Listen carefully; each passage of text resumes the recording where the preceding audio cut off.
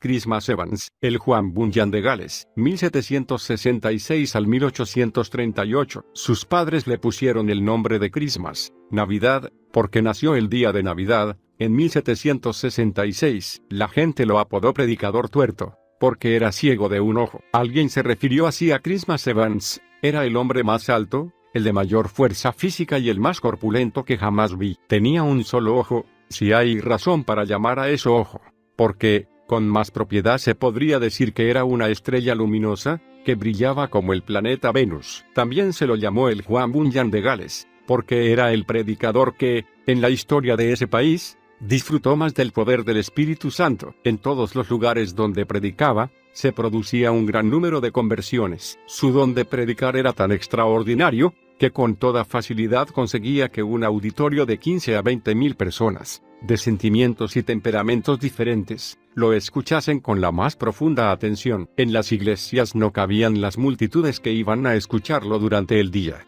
De noche siempre predicaba al aire libre a la luz de las estrellas. Por un tiempo vivió entregado a las diversiones y a la embriaguez. Durante una lucha fue gravemente acuchillado. En otra ocasión lo sacaron del agua como muerto. Y aún otra vez, se cayó de un árbol sobre un cuchillo. En las contiendas era siempre el campeón, hasta que, por fin, en un combate sus compañeros lo cegaron de un ojo. Dios, sin embargo, fue misericordioso con él durante ese período, conservándolo con vida, para más tarde utilizarlo en su servicio. A la edad de 17 años fue salvo, aprendió a leer, y poco después fue llamado a predicar y fue separado para el ministerio. Sus sermones eran secos y sin fruto, hasta que un día cuando viajaba para Maentuorg, amarró su caballo y penetró en el bosque donde derramó su alma en oración a Dios. Igual que Jacob en Peniel, no se apartó de ese lugar hasta recibir la bendición divina. Después de aquel día reconoció la gran responsabilidad de su obra, siempre su espíritu se regocijaba con la oración y se sorprendió grandemente por los frutos gloriosos que Dios comenzó a concederle. Antes tenía talentos y cuerpo de gigante,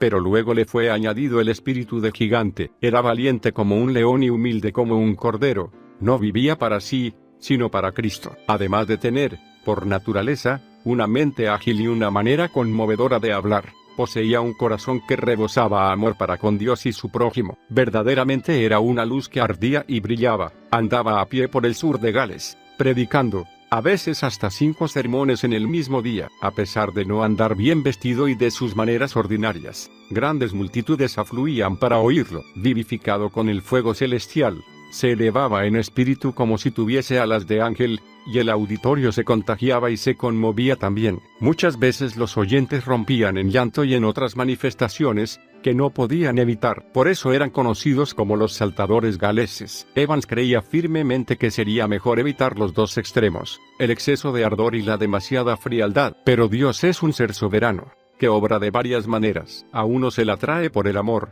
mientras que a otros se la aterra con los truenos del Sinaí para que hallen la paz preciosa en Cristo. Los indecisos a veces son sacudidos por Dios sobre el abismo de la angustia eterna, hasta que clamen pidiendo misericordia y encuentran el gozo inefable. El cáliz de ellos rebosa, hasta que algunos, no comprendiendo, preguntan, ¿por qué tanto exceso? Acerca de la censura que se hacía de los cultos, Evans escribió, me admiro de que el genio malo, llamándose el ángel del orden, quiera tratar de cambiar todo lo que respecta a la adoración de Dios, volviéndola en un culto tan seco como el monte Gilboa. Esos hombres de orden desean que el rocío caiga y el sol brille sobre todas sus flores, en todos los lugares, menos en los cultos del Dios Todopoderoso. En los teatros, en los bares y en las reuniones políticas los hombres se conmueven, se entusiasman, y se exaltan como tocados por el fuego, igual que cualquier saltador galés. Pero, conforme a sus deseos, no debe existir nada que le dé vida y entusiasmo a los cultos religiosos. Hermanos, meditad en esto. ¿Tenéis razón o estáis equivocados? Se cuenta que en cierto lugar 3 predicadores tenían que hablar,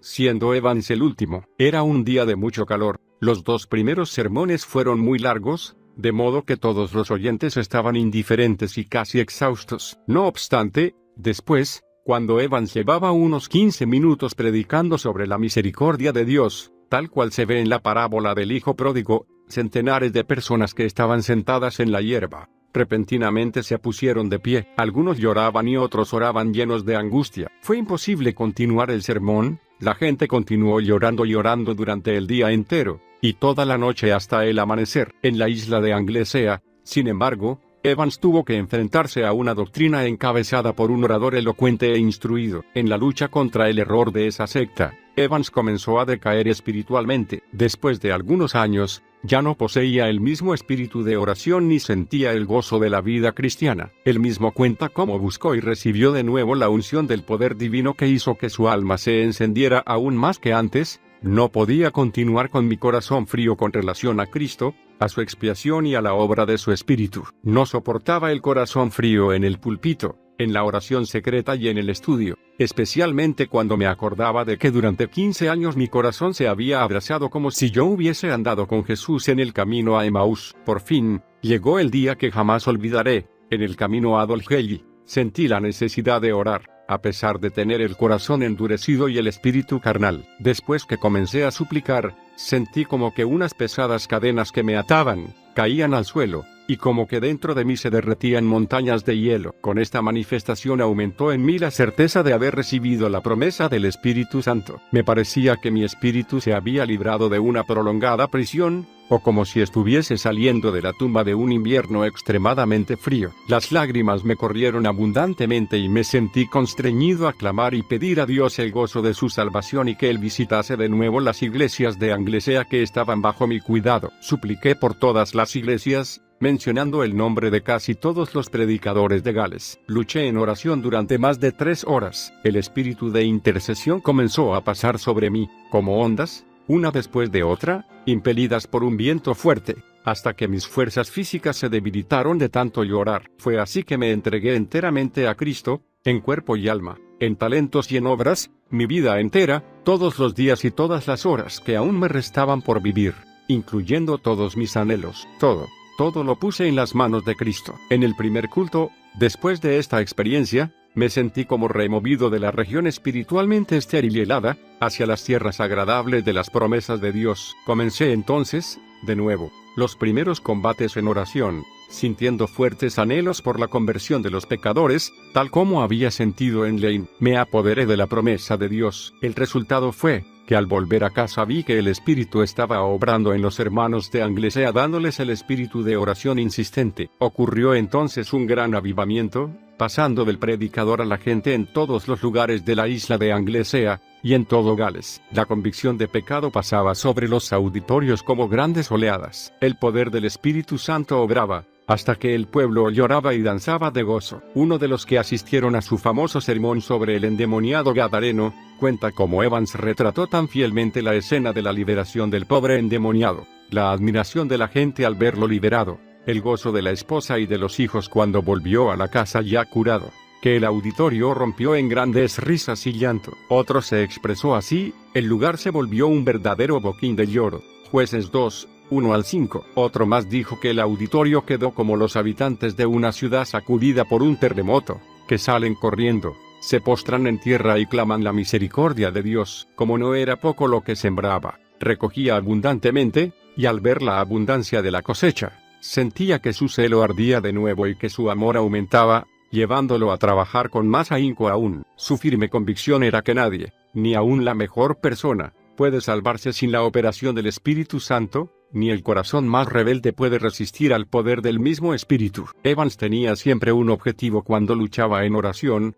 se apoyaba en las promesas de Dios, suplicando con tanta insistencia como aquel que no se va antes de recibir. Él decía que la parte más gloriosa del ministerio del predicador era el hecho de agradecer a Dios por la obra del Espíritu Santo en la conversión de los pecadores. Como vigía fiel, no podría pensar en dormir mientras la ciudad se incendiaba. Se humillaba ante Dios, agonizando por la salvación de los pecadores, y de buena voluntad gastó sus fuerzas y su salud por ellos. Trabajaba sin descanso, sin temer la censura de los religiosos fríos, el desprecio de los perdidos, ni la ira y la furia de los demonios. A la edad de 73 años, sin mostrar disminución en sus fuerzas físicas ni mentales, predicó el último sermón, como de costumbre, bajo el poder de Dios. Al finalizar dijo: «Este es mi último sermón». Los hermanos creyeron que se refería a su último sermón en aquel lugar, pero el hecho es que cayó enfermo esa misma noche, en la hora de su muerte. 3 días después, se dirigió al pastor,